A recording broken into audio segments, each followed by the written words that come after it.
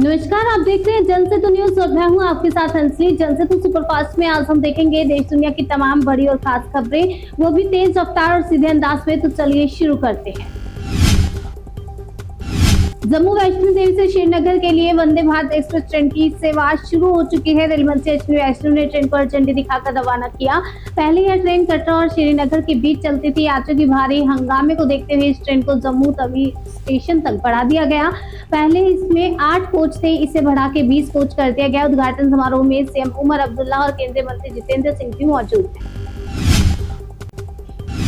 कर्नाटक में उप मुख्यमंत्री बदलने की अटकलों पर आखिरकार विराम लग चुका है। कांग्रेस के राष्ट्रीय अध्यक्ष खड़गे ने साफ कहा कि कर्नाटक में मुख्यमंत्री नहीं बदला जा रहा।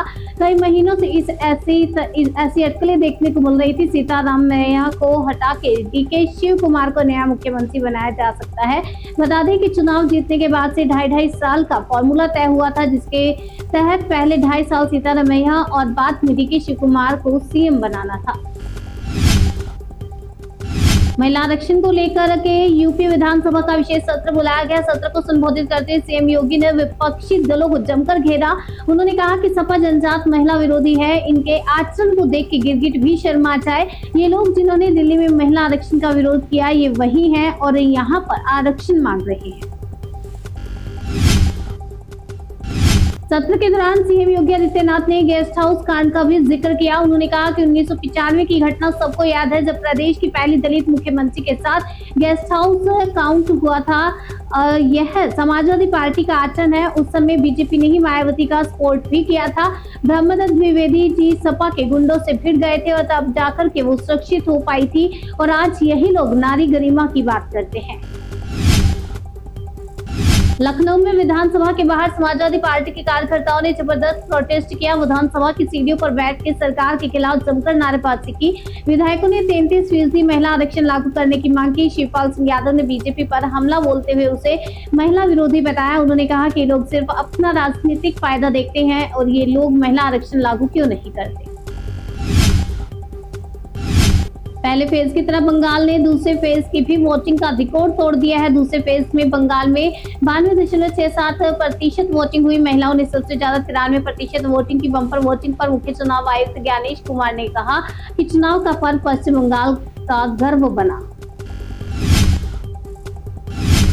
सीएम ममता बनर्जी ने दूसरे दौर की वोटिंग के बाद टीएमसी की 200 सीट पर जीत का दावा करते हुए बीजेपी पर हमला बोला। ममता ने कहा कि बीजेपी वालों ने चारों तरफ से अत्याचार किया। पीएम और गृह मंत्री ने खुद दखल दिया। उन्हें मतदाता नहीं है, इसलिए सेंट्रल फोर्सेस को लगाया गया। सेंट्रल फोर्सेस ने बॉर्डर की सुरक्षा की जगह बीजेपी के एजेंट की तरह काम किया। बंगाल में रिकॉर्ड तोड़ वोटिंग को बीजेपी अपने पक्ष में मान रही है। बीजेपी नेता शुभेंदु अधिकारी का दावा है कि इस बार बंगाल में हिंदुओं ने खुलकर वोट किया, इसलिए वोटिंग परसेंटेज बढ़ा है। इसका फायदा बीजेपी को होगा। बीजेपी 180 से ज्यादा सीट जीतकर सरकार बनाएगी। शुभेंदु अधिकारी ने भवानीपुर सीट पर ममता बनर्जी की हार की भविष्यवाणी करते हुए 20,000 से ज्यादा वोट से अपनी जीत का दावा किया। पश्चिम बंगाल बीजेपी प्रदेश अध्यक्ष समीक भट्टाचार्य ने कहा कि बंगाल की जनता ने ऐसा चुनाव पहले कभी नहीं देखा। यह एक लोकतांत्रिक लड़ाई थी और यह किसी को सीएम बनाने या फिर किसी पार्टी को हराने के लिए चुनाव नहीं था। यह चुनाव पश्चिम बंगाल के पश्चिमी बांग्लादेश बनने से रोकने के लिए था। ये हिंदू बंगालियों की लड़ाई थी। यह प्रगतिशील और राष्ट्रवादी मुसलमानों की भी लड़ाई थी। सभी बंगाली एकजुट होकर चुनाव में शामिल हुए और इस बार टीएमसी का जाना तय है। टीएमसी का दावा यह है कि बंगाल में ममता बनर्जी लगातार चौथी बार मुख्यमंत्री बनेंगी। टीएमसी सांसद सौगत रॉय ने कहा कि बंगाल में भारी वोटिंग बीजेपी के खिलाफ हुई। एग्जिट पोल कई बार गलत साबित हुई। शुभेंदु अधिकारी भवानीपुर में हारेंगे और नंदीग्राम में कड़ा मुकाबला होगा। टीएमसी नेता करनाल घोष 235 से ज्यादा सीट मिलने का दावा कर रहे हैं। करनाल घोष के मुताबिक पहले दौर के मतदान के बाद ही टीएमसी की सेंचुरी हो गई थी और अब दूसरे चरण की वोटिंग के बाद साफ है कि टीएमसी को 235 से ज्यादा सीट मिलेगी। करनाल घोष ने दावा किया कि बीजेपी को इस बार 50 सीट भी नहीं मिल पाएगी। कांग्रेस नेता अधीर रंजन चौधरी का दावा है कि बंगाल में टीएमसी के खिलाफ भारी वोटिंग हुई है। लोगों ने सत्ता के खिलाफ वोट किया, लेकिन यह सत्ता विरोधी वोट विपक्षी दलों में बढ़ चुके हैं। कहीं बीजेपी, कहीं कांग्रेस, कहीं सीपीएम तो कहीं पर हुमायूं कबीर की पार्टी को लोगों ने वोट किया। अधीर रंजन चौधरी ने यह भी माना है कि विपक्ष में सबसे ज्यादा वोट बीजेपी के पास जाएंगे। दिल्ली में आयोजित एक कार्यक्रम में रक्षा मंत्री राजनाथ सिंह ने ऑपरेशन सिंदूर को लेकर के एक बड़ा बयान दिया। राजनाथ ने कहा कि भारत ने अपनी मर्जी से अपनी शर्तों पर पाकिस्तान के खिलाफ ऑपरेशन सिंदूर को रोका था। हालांकि हम लंबी लड़ाई के लिए पूरी तरह से तैयार थे। हमारे पास सर्च कैपेसिटी यानी कि अपनी क्षमताओं को और बढ़ाने की क्षमता थी। भारत अब पुरानी सोच वाला नहीं रहा। भारत अब किसी भी कीमत पर आतंकी गतिविधियों को बर्दाश्त नहीं करने वाला है। बिहार में बीजेपी का मुख्यमंत्री बनने के बाद से अब नाम बदलने का ट्रेंड भी शुरू हो चुका है। सम्राट सरकार ने पटना की चिड़ियाघर और डेयरी टेक्नोलॉजी संस्था के नाम बदल दिए हैं। पहले संजय गांधी के नाम से हुआ करते थे। संजय गांधी बायोलॉजिकल पार्क का नाम बदलकर सरकार ने अब पटना जू और Sanjay Gandhi institute of dairy technology का नाम बदलकर Bihar state institute of dairy technology कर दिया है।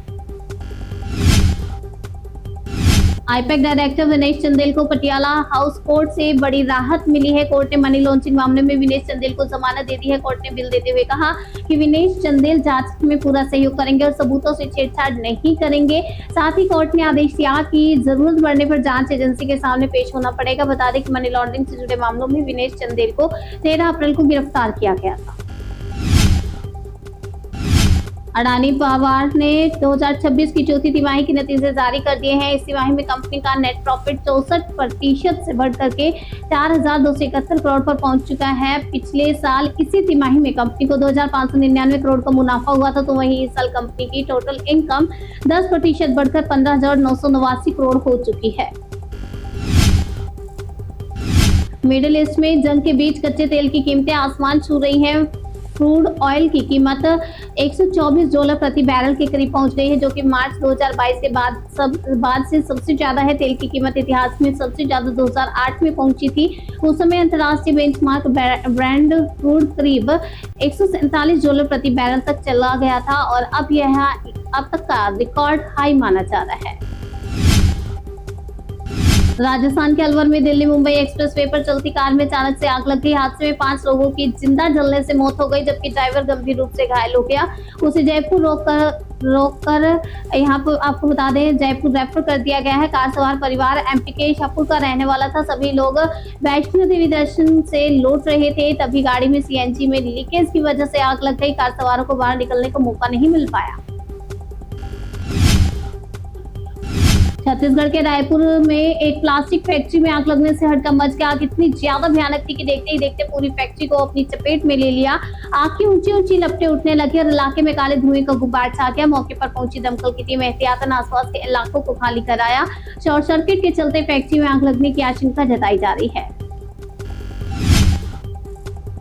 गुजरात के द्वारका में अतिक्रमण के खिलाफ प्रशासन ने बड़ी कार्रवाई की। तीर्थस्थल पर सरकारी जमीन पर बने अवैध निर्माण पर नगर निगम का बुलडोजर चला।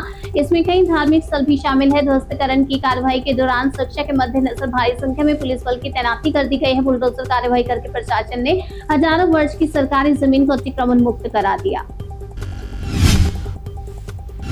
सूरत के अमरोली में नाबालिग बच्ची से छेड़खानी के आरोपी को गिरफ्तार करके पुलिस ने इसका जुलूस निकाला। इस दौरान भीड़ उग्र हो गई। एक महिला ने चप्पल से आरोपी की पिटाई कर दी। लोग आरोपी पर सख्त कार्रवाई की मांग कर रहे हैं। बताया जा रहा है कि 56 साल के दुकानदार ने बाल ठीक करने के बहाने बच्चे से अश्लील हरकत की। घर वालों की शिकायत पर पुलिस ने आरोपी को गिरफ्तार कर लिया।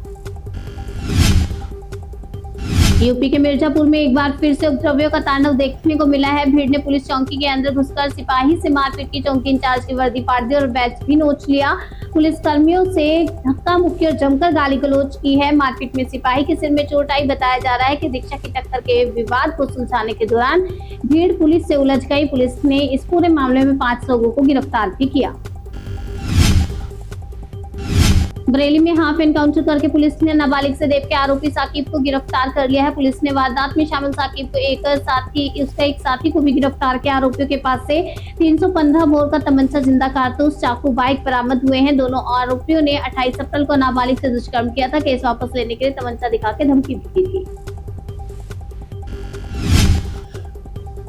गुरुग्राम में पैरोल पर आए एनएसजी के पूर्व कमांडो सुंदर फौजी की दिन दिहाड़े गोली मारकर हत्या कर दी गई। बदमाशों ने दिन दिहाड़े पूर्व फौजी की गोली मारकर हत्या कर दी। पूर्व सरपंच बहादुर हत्याकांड में आरोपी फौजी पैरोल पर बाहर आया था और आज सुबह 2 बाइक सवार बदमाशों ने उसकी हत्या कर दी। वारदात के बाद से आरोपी बदमाश फरार है। पुलिस ने मामला दर्ज करके जांच शुरू कर दी है।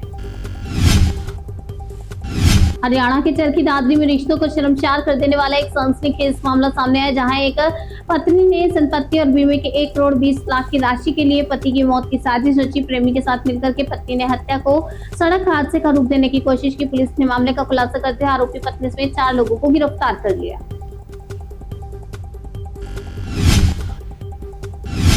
जनसेतु सुपरफास्ट में आज के लिए फिलहाल इतना ही। तब तक के लिए बने रहिए हमारे साथ और देखते रहिए जनसेतु न्यूज़, जन से सरोकार।